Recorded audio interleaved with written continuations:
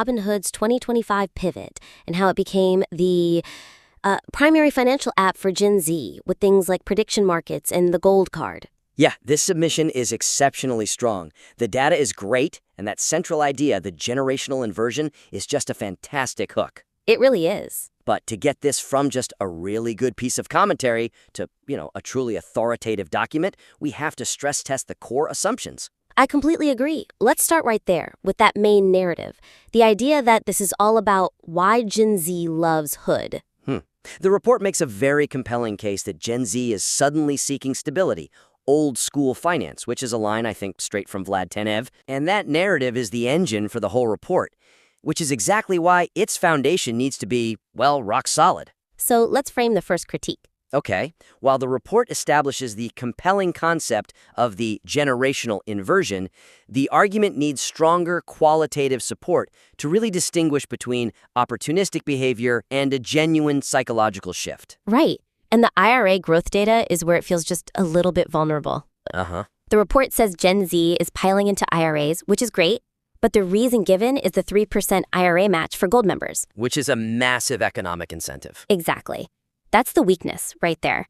The data as it stands makes it really hard to figure out if Gen Z is actually seeking stability, like the report claims, or if they're just, maximizing a fantastic arbitrage opportunity. One that easily beats most employer matches, by the way. For sure. So if the whole thing is driven by that cash bonus, then the big narrative, this idea of a lasting psychological shift, it could just be dismissed as transactional. They're just chasing the best deal. But hold on, isn't that the point? Isn't offering a better deal exactly what a modern fintech should be doing to get users? Why do we have to prove some kind of, purity of intent if it's working? They're getting the IRA signups. That's a fair challenge. But the intent matters because it speaks to loyalty. If the driver is purely economic, the loyalty is shallow. Okay. The IRA growth could just stop, or even reverse, the second a competitor comes along and offers a 4% match. It doesn't prove any sticky, inherent preference for retirement planning on this platform. Precisely. So the thesis of the report is at risk. We need to prove this is a lasting preference, not just a response to a temporary bonus. Precisely. So the suggestion for improvement is to bolster the argument. You need to integrate analysis that actually tries to isolate the psychological driver from that direct economic one. You have to prove the demand exists even without the subsidy. Yes. And we have a couple of concrete ways to do that. The first one seems pretty straightforward. You could introduce a comparative lens. Mm-hmm. So how does the IRA adoption rate among the Gold members who get the match compared to users who don't qualify for it? Exactly. If that non-match group shows way lower adoption, it really weakens the generational shift argument, doesn't it? It puts the spotlight right back on the economic driver. It suggests the inversion is being bought, not felt. Right. If you want that generational inversion idea to really land, you need to show it's happening at least to some degree across the whole user base. Okay. And the other idea is to look inside the accounts themselves. Yeah, this one adds a lot of nuance. You could analyze the asset allocation within those new IRAs. This is crucial. I mean, what if the assets are skewed heavily towards, say, highly speculative meme stocks or crypto? Then it would suggest they're still tolerant of high risk, just using a retirement wrapper to do it. It completely undermines the narrative that they're seeking long-term stability. It's just a tax shelter for short-term gambling. You'd have this irony of old-school finance being used for extremely new-school risk. Focusing on that internal asset quality really provides the depth you need. It goes beyond just counting new accounts. Okay, so putting user psychology aside for a moment, let's talk about the product stack itself. The report does a great job showing how the killer apps work together, how prediction markets make money, and the Gold card creates stickiness. But bringing those all under one roof introduces a dangerous tension, maybe. I think so. The report says they've successfully shed that meme stock reputation. They have for the most part. But by packing all these features together, are they just exposing themselves to a new and maybe more complex reputational risk? Yeah, I think that leads right into the second major critique. To maximize the impact of this analysis, the report has to systematically address the inherent tension and potential regulatory risk of packaging speculative features and wealth-building features in the same super app. The weakness here is that the report treats all these revenue streams as just, uniformly positive. It points out that prediction markets are generating, $100 million in annualized revenue? Which is impressive. It is, but it ignores the conflict. You're hosting highly regulated retirement accounts right next to high-frequency prediction markets and crypto. Exactly. So you've got a Gen Z user planning for retirement on the same screen where they can, trade hyper-gamified contracts. The meme stock reputation they worked so hard to get rid of. Could come roaring back because of these new speculative features. And that's a risk that could hit their most important metric. Assets under custody. Right. AUC, for anyone listening, that's the total value of assets the firm holds. It's the lifeblood. It's what generates stable fee revenue. If negative headlines pop up from the speculative side of the app, People could start pulling their retirement money, and that would directly undercut the whole growth projection in the report. that risk has to be modeled. If the report doesn't address that systemic risk, it feels incomplete. It's only showing the upside. Not the structural downside. So our suggestion is to add a dedicated section that really assesses this brand friction. You have to look at the potential legislative headwinds when you mix these things together. It provides a much more complete risk matrix. So how do we make that concrete? We could start with the prediction markets themselves. The report mentions 2.5 billion contracts traded in 1 month. An incredible number. So you should explore the risk that this super successful gamified feature starts attracting regulatory scrutiny. You can draw a parallel to, say, early online gambling laws.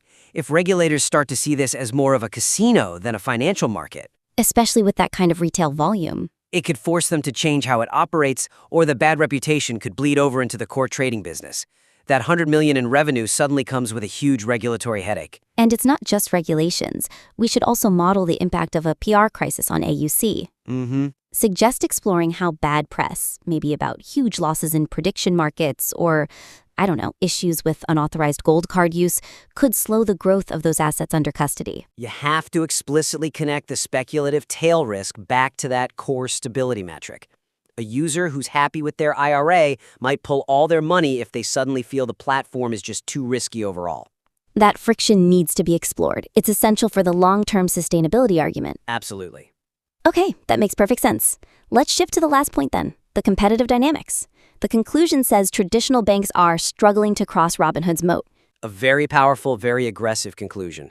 But I think it needs more interrogation. specifically around the gold card. Right. The report claims this moat is because of the gold card and the family stickiness it creates. But the analysis focuses almost entirely on why Gen Z loves the 3% cashback. Which they do. Of course. But it fails to analyze the economic defensibility of that offer against, huge established credit card issuers. That's the weakness. The report assumes the moat is deep because of user love, but it ignores the financial firepower of the incumbents. Is a big bank really struggling because they can't offer 3% back? Or is it because they just haven't chosen to target this demographic aggressively yet? And once they decide to, the entire competitive landscape could change overnight. That's the question the report needs to force itself to answer. So we need to test the sustainability of that advantage. You have to analyze the cost structure and the real barrier to entry for a big bank that wants to neutralize Robinhood's edge here. So the suggestion is to shift the focus, move from consumer desire to economic viability. You have to prove why this 3% cashback is structurally defensible and not just a temporary, expensive way to acquire customers. One that the big players could easily afford to beat. So, for concrete examples, first, you have to focus on the cost analysis. Dig into the customer acquisition cost, the CAC, for Gen Z. Right. Model out how much a major bank would have to spend to just replicate and subsidize, say, a 4% cashback card for 2 years to steal that market share. And then, this is the crucial part, you have to analyze whether the bank's established balance sheet, their huge net interest income stream, their NII, makes that kind of subsidy totally feasible. In a way that Hood might struggle to maintain long-term. Exactly. NII, the money banks make on the spread between loans and deposits, is their giant revenue engine. If they can use that to just outspend Robinhood to acquire this demographic, Then the moat is basically a puddle. The report has to reflect that reality. okay, and secondly, let's poke at that family stickiness idea with the authorized users on the gold card. Yeah, I'm not sure that's as sticky as the report suggests. I don't think so either. Suggest investigating whether traditional banks who already have the parent's mortgage or their primary checking account couldn't just replicate that authorized user feature instantly. They could just market a better card directly into that household. They already have the relationship. They could completely bypass Robinhood's supposed advantage. So if the moat really relies on features that are easily copied or can be financially undercut by banks playing a totally different game, That needs to be addressed head on. That layer of competitive skepticism is what will elevate this from just a celebration of their success to a true analysis of their durable value. Right. And that brings us to the summary of this critique. We've really hit on 3 big opportunities to make this report definitive. First, it's about refining the logic around the generational inversion. You have to prove the IRA growth is driven by a real desire for stability, not just that massive 3% economic arbitrage. Second, integrate a structural risk analysis. You can't just treat the prediction markets as a standalone success. You have to model the reputational and regulatory friction they create and how that could hurt assets under custody. And finally, you have to stress test that competitive moat. Is the 3% cashback on the gold card truly defensible against incumbent banks who can leverage massive NII streams to simply buy their way into the market? Look, this is an exceptional piece of work. It's full of great data, timely insights. These suggestions are really just about moving it from excellent to authoritative. It's about anticipating the counterarguments. Exactly. The goal isn't to find fault, it's to anticipate and neutralize every pushback an investor or a competitor might have. If you embrace that constructive skepticism, you're going to produce a really peerless piece of work. We look forward to seeing the revisions. Send your updated work back in, and we'll give it another rigorous critique. Until next time.